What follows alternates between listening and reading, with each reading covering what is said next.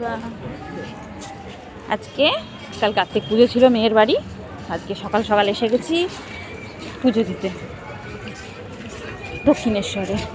এই যে মায়ের মন্দির, কিন্তু কি বলতো, স্নান হয়নি। গঙ্গা স্নান করব, স্নান করে পুজো দেব, তখন তোমাদেরকে দেখাবো। ও বাবা, পুকুর তো ঘুমই ভাঙছে না, কি ঘুমাচ্ছে দেখো পুকুর।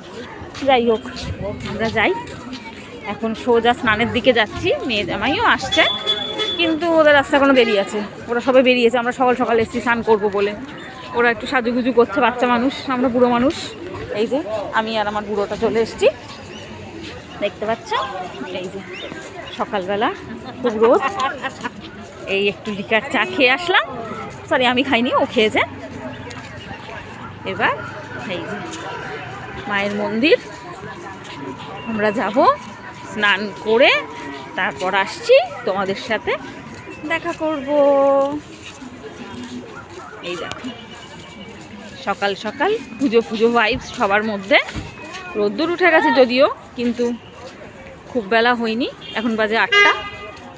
এই যে মন্দির চত্বর, এখন যাব আমরা গঙ্গার ঘাটে, স্নান করব, তারপরে রেডি হয়ে পুজোর এখানে লাইন দেবো। তো টিল দেন, টাটা।